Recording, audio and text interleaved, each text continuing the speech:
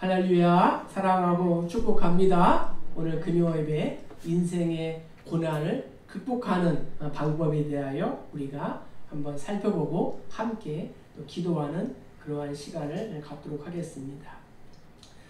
여러분들 혹시 불협 화음을 내는 음악회의 노래 또 관현악단의 연주를 들어본 적이 있습니까? 오랫동안 연습을 하고 때로는 합숙도 하고 지도하는 몇 달간의 노력 끝에 겨우 노래와 연주를 합주를 하게 되었습니다. 시간이 많이 흘러서 이제는 제법 무언가를 할 수 있을 것 같습니다. 그래서 이번에는 약간 어려운 곡을 연주하는데 이쪽에서도 삑, 저쪽에서도 삑 하는 소리가 들립니다. 만약 이런 일이 반복되면 힘이 빠지고 또 때로는 포기도 하게 된다는 거죠. 이것이 바로 우리의 인생이라는 것입니다. 우리 모두가 인생에서 즐거운 연주를 하기를 원하지만 우리 인생에는 원하지 않는 상처와 아픔, 또 문제와 고통, 그리고 질병이 끊이지 않습니다. 아름다운 연주를 하려고 해도 시끄러운 소리를 내는 불협화음이 나를 끊임없이 괴롭힙니다.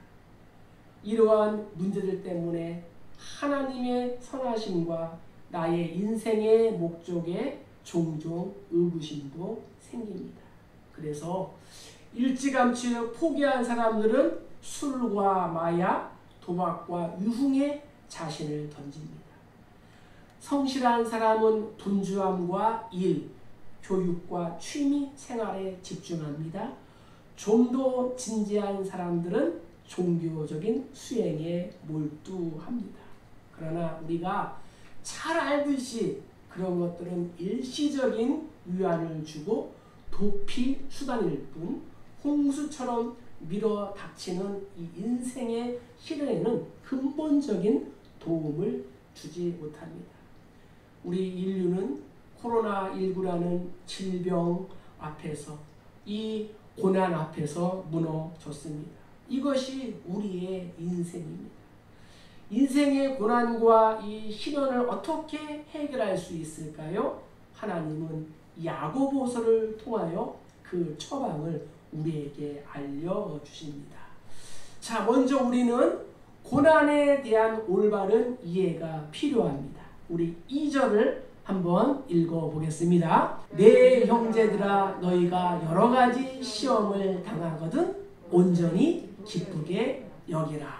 먼저 고난에 대한 올바른 이해는 무엇이냐? 첫째, 고난은 피할 수가 없다는 것이에요. 하나님은 우리 인생에서 이 시험은, 이 고난은 피할 수 없는 것이다 라고 말씀하십니다. 우리가 한글 성경을 보면은 시험을 당할 수도 있고 당하지 않을 수도 있는 것으로 오해를 할 수 있습니다. 그러나 원어를 살펴보면 너희가 시험을 당할 때에 라고 되어 있습니다. 그러니까 시험은 우리의 인생에서 올 수도 있고 안 올 수도 있는 선택사항이 아니라 우리가 이 땅을 살아가는 동안 반드시 오는 것이라는 거예요. 우리 인생에서의 이 시험, 우리 인생에서의 이 고난은 죽음처럼 피할 수가 없는 것입니다. 아무리 믿음이 좋고 1년 365일 동안 새벽기도 열심히 해도 시험, 고난은 반드시 찾아오는 것입니다. 그러므로 성도인 우리는 이 땅에서 사는 동안 시험이 올 것을 예상하며 살아가야 한다는 거죠. 누가 코로나19가 올 것을 예상했습니까? 비대면, 언택트 환경이 올 줄을 누가 알았어요.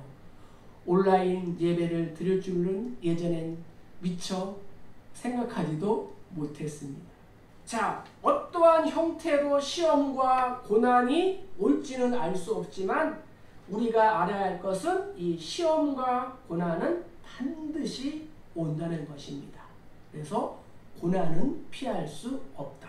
자, 두 번째 3절과 4절을 한번 읽어보겠습니다. 이는 너희 믿음의 시련이 인내를 만들어내는 줄 너희가 알미라. 인내를 온전히 이루라. 이는 너희로 온전하고 구비하여 조금도 부족함이 없게 하려 함이라. 아멘. 인생의 고난을 이기는 방법, 고난에 대한 올바른 이해가 필요한데, 첫 번째는 고난을 피할 수가 없다는 거고, 두 번째는 고난은 우리의 믿음을 성숙하게 한다는 거예요. 구원받은 성도에게 왜 시험이 올까요? 왜 고난이 올까요? 하나님은 왜 당신이 사랑하는 백성들, 당신의 자녀에게 고난을 주실까요? 오늘 본문은 무엇이라고 말씀합니까? 우리에게 인내를 가르치기 위하여 너희에게 고난을 허락하셨다. 그러면 왜 우리에게 인내가 필요할까요? 인내 없이는 아무도 성숙하고 온전해질 수가 없기 때문입니다. 그래서 바울은 무엇이라고 고백하냐면요, 우리가 환난 중에도 즐거워하나니 환난은 인내를, 인내는 연단을, 연단은 소망을 이룬다라고 고백했습니다. 또한 누가도 이 인내로 영혼을 얻으라. 또 요한도 인내하는 자는 시험의 때를 면한다. 이렇게 고백했습니다. 믿음의 공식은 아주 간단합니다. 고난을 감수하고 또 이 시험을 이기면 인내를 배우게 되고, 인내가 생기면 성품이 비로소 온전해집니다. 하나님이 사용하신 인물들을 보세요. 저들 중에 인내의 학교, 광야의 학교를 졸업하지 않은 사람이 있을까요? 아무도 없습니다. 아브라함은 하나님께서 75세에 그를 부르셨습니다. 믿음의 조상으로 삼으시고 아들을 주겠다고 약속하셨지만 무려 25년이 지난 후 아들 이삭을 얻게 되었습니다. 또 모세는 어떠할까요? 모세는 40세에 하나님의 일을 하려고 일어났습니다. 그러나 모세는 애굽 사람 한 사람을 죽인 대가로 인생의 꽃봉오리와 같은 이 40년을 광야에서 숨어서 살았어요. 요셉은 어떠할까요? 형제들의 시기심으로 이 노예로 팔렸고, 또 보디발의 집에서 억울한 누명을 쓰고 감옥살이까지 했습니다. 다윗은 어떠합니까? 이새의 막내 아들, 8번째 아들로 태어나 자신은 왕이 되고자 하지도 않았는데 기름 부음을 받고 그저 나라를 구하기 위하여 이 블레셋의 이 골리앗을 죽인 것 뿐인데 사울왕을 피해 도망을 다녔습니다. 우리가 하나님의 이 성품을 닮아가고자 한다면 인내의 학교, 이 광야의 학교를 통과해야 합니다. 이것이 바로 하나님이 우리에게 시험을 주시는 이유인 것입니다. 하나님은 저들을 믿음의 조상으로, 또 출애굽의 리더로, 애굽의 총리로, 이스라엘의 왕으로 세워주셨습니다. 욥은 자신에게 닥친 엄청난 고난을 통하여 이러한 고백을 했습니다. 내가 가는 길을 오직 그가 아시나니 그가 나를 단련하신 후에는 내가 순금같이 되어 나오리라. 여기서 단련하다 라는 뜻은 금을 재련할 때 사용하는 용어입니다. 순금은 어떻게 뽑아냅니까? 돌가루와 자갈, 모래 등 금가루와 함께 섞여 있는 것들을 이 용광로에다가 다 쏟아 붓습니다. 뜨거운 용광로 속에서 이 불순물들이 제거된 후에 순금이 나오게 되는 것입니다. 욥은 자신이 겪은 이 체험을 통해 지금 이 고백을 하고 있는 것입니다. 성도들은 때로 어려운 시험과 어려운 고난을 당할 때 왜 이렇게 재수 없는 일이 생겼지? 라고 하면은 안 됩니다. 믿음의 시련이 우리의 성품과 믿음을 더 성숙하게 해준다는 사실을 우리가 믿어야 합니다. 그래서 우리의 삶에 시험이 오고 고난이 오면 어떻게 해야 돼요? 아, 드디어 올 것이 왔구나. 내가 인내의 학교, 광야의 학교에 입학을 하게 되었구나. 하나님이 나에게 등록금을 주어서 이 광야의 학교에 입학을 시키셨구나 라고 우리가 생각하면 되는 것입니다. 자, 우리 크게 두 번째로 이제 고난에 대한 올바른 태도가 중요한데요. 우리 2절을 다시 한번 읽겠습니다. 내 형제들아 너희가 여러 가지 시험을 당하거든 온전히 기쁘게 여기라. 고난에 대한 올바른 태도는 무엇이에요? 첫째, 고난을 기쁘게 여기라. 여기에서 여기다 라는 이러한 단어의 뜻은 무엇이냐? 평가하다 라는 단어가 바로 이 여기다 라는 그러한 단어라는 거죠. 이 평가하다 라는 단어는 경제적인 그러한 용어입니다. 그러니까 나에게 다가온 이 시험에 대하여 어떻게 해야 돼요? 기쁘게 평가하라. 그래서 바울은 뭐라고 얘기했냐면요. 빌립보서 3장 7절, 8절 우리 한번 읽어볼까요? 그러나 무엇이든지 내게 유익하던 것을 내가 그리스도를 위하여 다 해로 여길 뿐더러 또한 모든 것을 해로 여김은 내 주 그리스도 예수를 아는 지식이 가장 우상하기 때문이라. 내가 그를 위하여 모든 것을 잃어버리고 배설물로 여김은 그리스도를 얻고. 아멘. 예수를 믿기 전 바울은 세상의 명예와 물질과 이 권력을 인생의 전부로 여겼습니다. 하지만 그가 예수님을 만난 후에는 모든 것을 이 배설물로 여겼다는 거죠.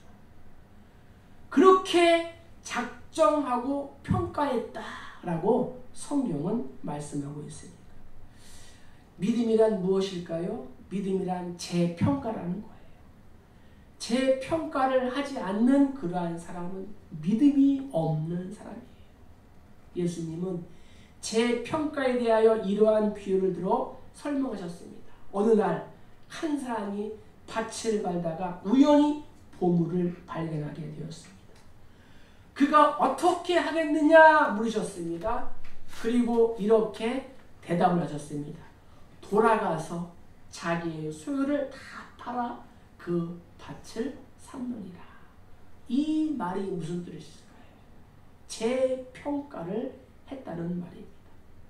성도는 시험이 올 때, 고난이 올 때 믿지 않는 그러한 사람들과는 다르게 평가해야 된다는 거예요.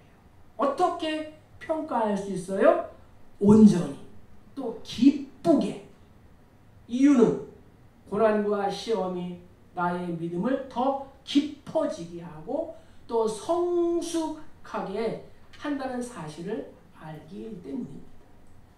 그러나 아무리 믿음이 좋은 사람이라도 시험이 오면은 여러 가지 반응이 나타납니다. 먼저 낙심합니다. 또 근심합니다. 불안해합니다. 원망이 생깁니다.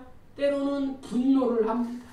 섭섭한 마음도 생기고 서운한 마음이 듭니다.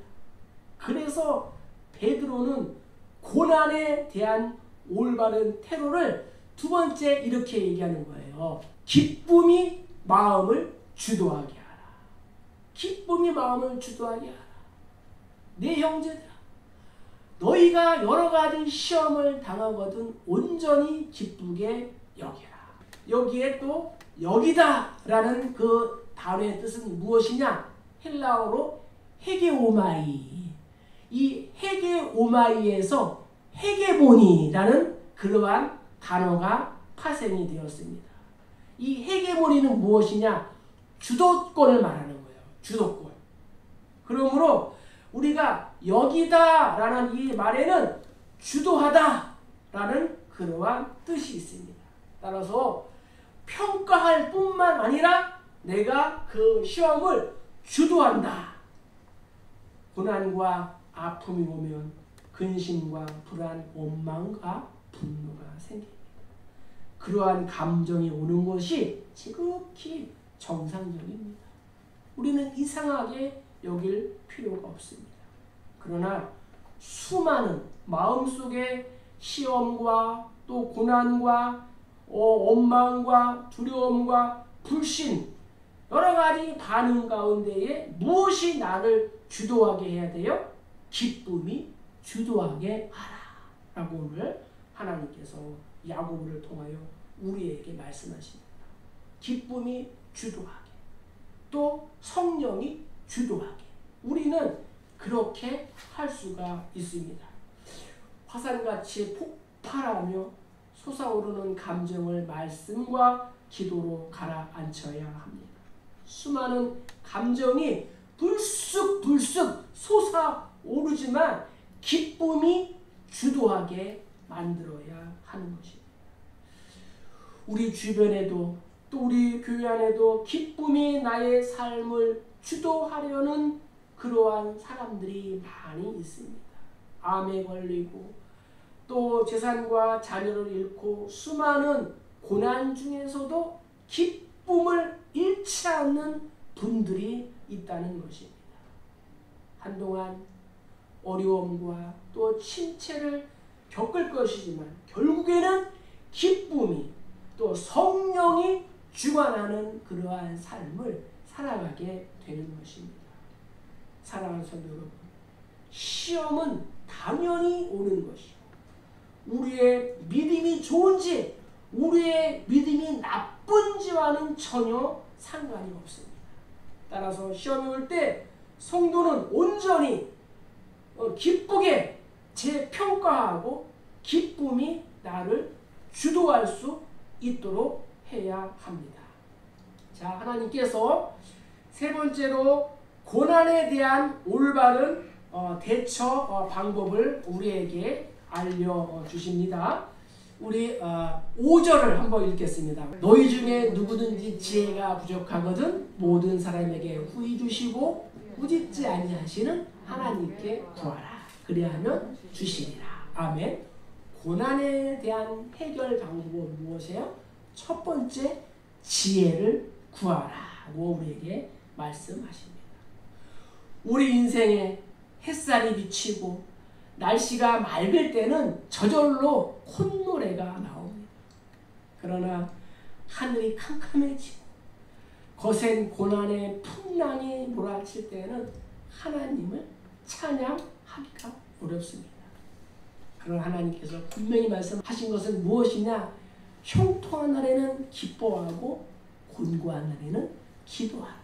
하나님께서 이 두 날을 우리에게 병행하셨다라고 성경은 말씀하고 있습니다.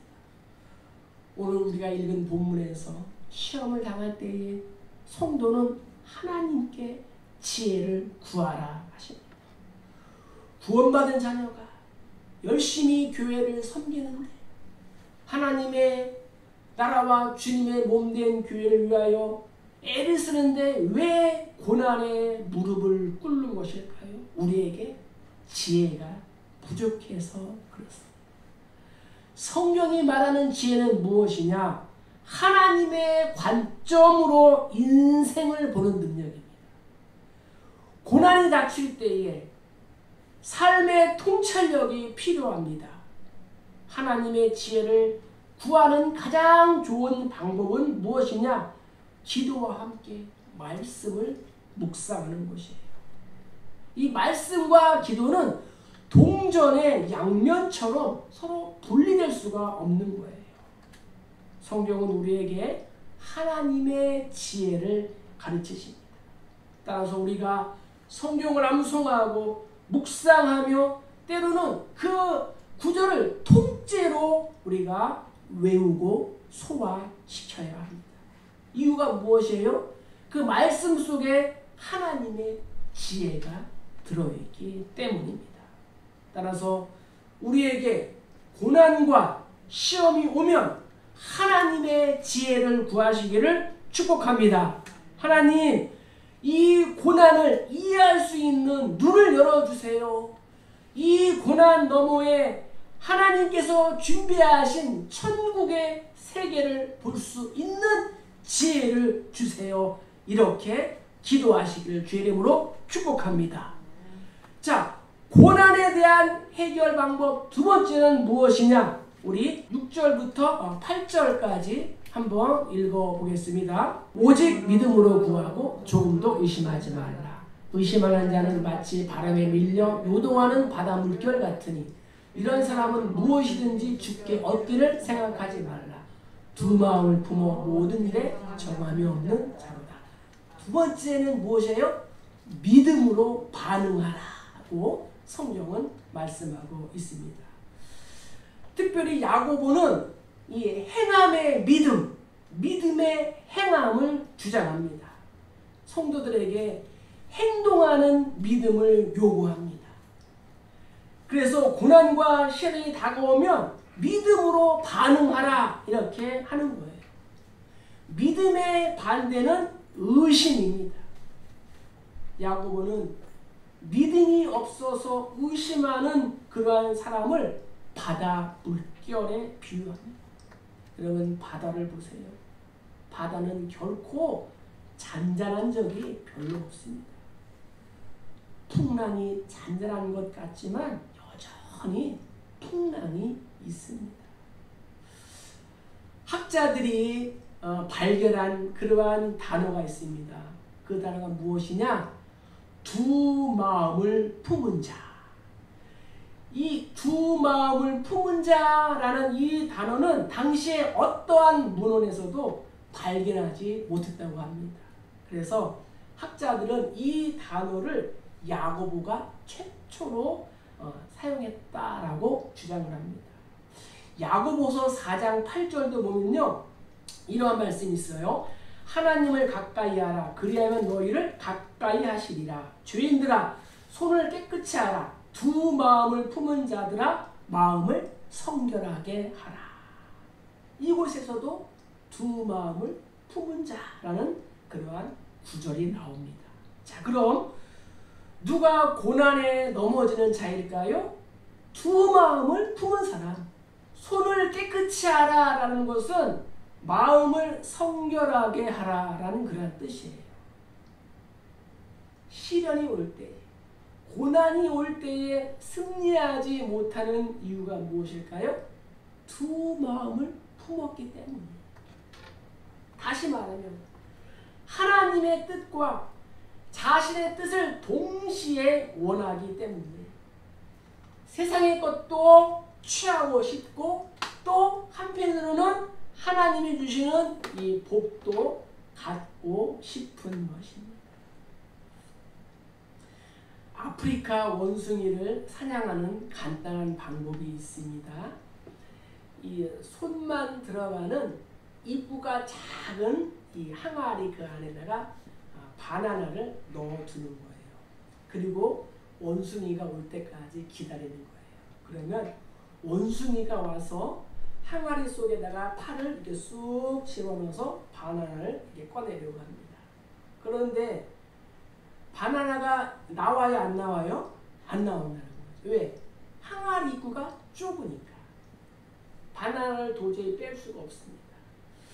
이 바나나를 놓고 도망을 가면 살 수가 있는데 원숭이는 도망을 가지 않아요. 바나나를 끝까지 잡고 있다가 어떻게 해요?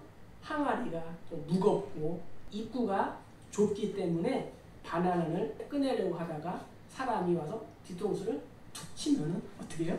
기절하는 거예요. 그래서 원숭이를 잡는 거예요.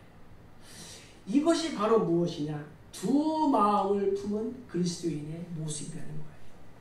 분명히 입술로는 구원을 받았다고 말하면서도 마음속 깊은 곳에서는 자신의 뜻을 포기하지 않는 그리스도인들이 많이 있다는 것입니다. 인생의 중요한 순간마다 자신의 뜻이 불쑥 솟아오릅니다. 결혼 문제, 자녀 문제, 물질 문제, 직장 문제 등 인생의 중요한 순간마다 하나님 앞에 손을 꽉 쥐고 있는 거예요. 십자가 앞에 손을 편 적이 없는 겁니다. 이런 사람은 무엇이든지 죽게 얻기를 생각하지 말라라고 성경은 말씀하고 있습니다. 이 얼마나 무섭고 또 분명하고 또 선명한 말씀입니까? 고난과 시험이 오면 움켜쥐고 있던 손을 하나님을 향하여 펴시기를 주의 이름으로 축복합니다. 세월이 흐를수록 자신의 것을 놓는 사람이 있는 반면 악착같이 자기 것을 붙드는 사람이 있습니다. 이러한 사람은 불쌍한 사람이라는 거죠. 우리는 모두 하나님의 나라에 갈 때는 다 놓고 간다는 거예요. 바라기는 금보다도 더 귀한 믿음으로 예수께서 나타나실 때에 칭찬과 영광과 존귀를 받으시기를 주님의 이름으로 축복합니다. 자, 이제 마지막으로 우리 9절부터 11절까지 한번 읽겠습니다. 낮은 형제는 자기의 높음을 자랑하고 부한 자는 자기의 낮아짐을 자랑할지니 이는 그가 풀의 꽃과 같이 지나갑니다. 해가 돋고 뜨거운 바람이 불어 풀을 말리면 꽃이 떨어져 그 모양의 아름다움이 없어지나니 부한 자도 그 행하는 일에 이와 같이 쇠장하리라. 아멘. 세 번째 어떻게 해요? 올바른 가치관을 세워라고 성경을 말씀하고 있습니다. 하나님이 오늘 우리에게 고난을 이기는 방법을 말씀해 주셨습니다. 먼저 어떻게 해요? 지혜를 구하고 믿음으로 반응하며 올바른 가치관을 세우라고 하십니다. 시련과 고난과 이 시험을 극복하려면 이기려면 세상적인 가치관을 버려야 한다는 거예요. 이 땅에서의 도와 지위, 아름다움은 일시적인 것에 불과해요. 오랜 세월 동안 신앙을 가지고 모태신앙이고 믿음의 가문이라 할지라도 이 성경적인 가치관이 바르지 않으면 쇠잔해질 수밖에 없다는 거예요. 성도인 우리는 어떻게 해야 할까요? 정답이 12절에 나옵니다. 시험을 참는 자는 복이 있나니 이는 시련을 건디어낸 자가 주께서 자기를 사랑하는 자들에게 약속하신 생명의 멸류관을 얻을 것이기 때문이라. 아멘. 로마의 웅변가요 철학자인 이 키케로는 이렇게 얘기했습니다. 우리의 고난이 크면 클수록 영광도 크다고 했습니다. 따라서 우리는 하나님을 사랑하는 자들에게 약속하신 이 생명의 멸류관을 바라보며 살아가야 합니다. 누가 생명의 멸류관을 받습니까? 인생에 찾아오는 고난과 시험을 인내하며 잘 견딘 사람입니다. 다시 말하면 시험이 올 때에 믿음으로 반응하는 사람에게 주어집니다. 우리는 천국에서 멸류관을 받을 뿐만 아니라 이 땅에서도 멸류관을 받게 되는 것입니다. 이제 말씀을 마치겠습니다. 고난은 피할 수 없지만 고난은 우리의 믿음을 성숙하게 합니다. 그러므로 고난이 올 때 우리는 고난을 재평가하고 주도권을 발휘하여 온전히 기쁨으로 이겨야 합니다. 또한 고난이 올 때에 하나님의 지혜를 구하고 고난의 광야를 통과하며 하나님이 생명의 멸류관을 주실 것을 바라보며 믿음으로 우리가 나아가야 되는 것입니다. 그리고 두 마음이 아니라 한 마음으로 하나님께 나아가고 하나님을 사랑하는 자들에게 복을 주시기 위하여 이러한 고난과 시험을 주셨음을 우리가 기억해야 되는 것입니다. 말하기는 나에게 닥쳐있는 여러가지 고난과 이 시험을 통하여 믿음의 인내를 또 배우고 생명의 멸관을 받아쓰는 우리 모두 다 되시기를 주님의 이름으로 간절히 축복합니다. 축복합니다.